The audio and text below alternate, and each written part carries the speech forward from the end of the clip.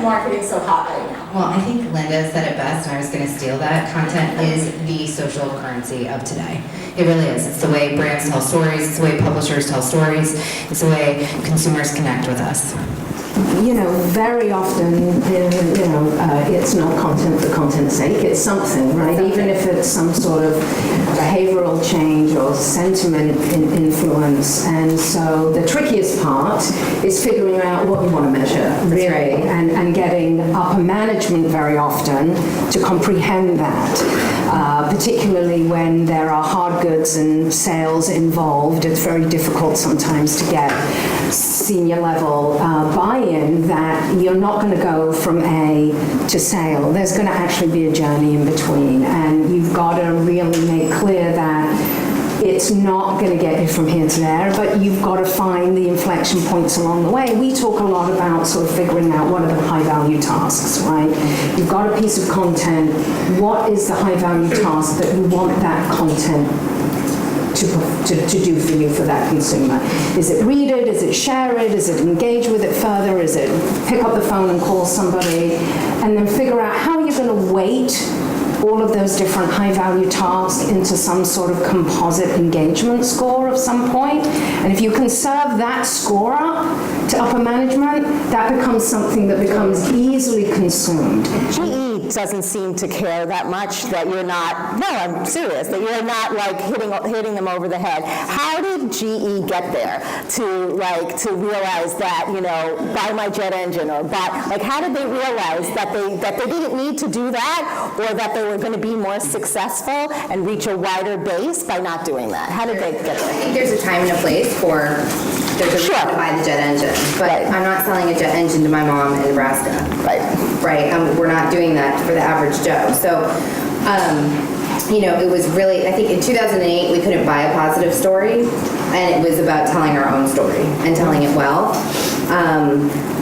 I keep going back to authenticity, right? It's like, who are we? What do we really do? What do we really believe in? And going back to our people and telling the story about who these people are and what they care about, and their 2 a.m., panic attack, which sent them back into the lab to test something, So those are the things that we strive to tell, and we're proud about telling those stories truly authentically. And I think that we're really lucky. We have leadership who's given us real empowerment to tell stories that matter, to tell stories and talk to business decision makers the way we talk to consumers. And to tell it in ways that we feel excited about. Like, I want to read GE stories. I actually read, so we have GE reports, and we have a bunch of different Tumblr sites. One is Technologist, and it looks at the spectrum of what's happening in science and technology, and just editorializes just our opinion, what's happening. And some of it's not our opinion. Some of it's GE stuff, and some of it's not GE. It's because we're excited about it. We're excited about the space, so that's our approach. Just using the word awareness that we didn't really talk about at the beginning, because if you're trying to sell in content, then this is the conversation I have a lot of people, like, how do I tell my brand that we need to do content? One interesting thing that content, from a content marketing perspective, does is it brings your brand to an entirely new audience who might not engage with it before, and now they're finding content that's interesting, and they're discovering your brand. Yep. So there's this huge discovery, and we've seen it with so many of our clients, especially, literally just through Google search, like people looking for a certain thing on Google, finding an article, engaging, finding the brand that article's from, and it goes all the way through conversions. Like, we're seeing actually brands making money from this awareness. So, that the word awareness in content marketing is so important, because it's just, I might never ever really think about GE as a brand, let's say, but I'm searching something or looking for fun science videos, if I'm babysitting, and I don't babysit. I was say for my kids, I don't have kids either. So for myself. And I find GE, and I'm like, oh, and I start to be so engaged with GE. Yeah. That is such a huge win for a brand. Yeah. That was worth the investment. A lot of the return on the investment is very non-linear, but it's happening. It's really happening. Well, I think you can create good quality content without a big budget, because it doesn't have to be produced in some fantastic, elaborate way. You know, everybody has a phone with a camera at their disposal, and pen and paper can tell a story just as easily. But you will need to put the time and investment into making sure that you've got some writers at your disposal that really do know how to write at the end of the day. And with that, you really don't have to spend a lot of money otherwise. I mean, it's as simple as someone snapping a photograph and writing, you know, a short blog piece or whatever it might be. I'm sorry.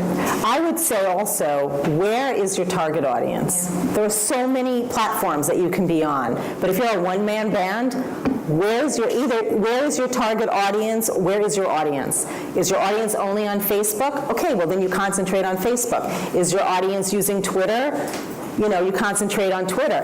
Is email the most effective way? Okay, well then you spend your time doing email. So you have to really see where is your audience already, you know, and just go with the flow and use that one platform, because nobody has time to be, you know, for a one-man band, you don't have time to be on every platform. I mean, I'm so glad you brought that up, because content should not be expensive, and that is literally how my business got started, which does not sound like a great business plan. But really, because I was in the editorial space and I was seeing how much brands were paying for content websites, and it was millions of dollars. And it's like, okay, I'm a magazine editor and I know how much magazine editors are making, and it's so far beyond below dollars. You know, that we started talking to brands and seeing what they were getting, you know, proposed from digital agencies, and we're like, this just is not. This is, you're just getting money for money's sake. It's not. It's making it so companies can't create content because it's too expensive.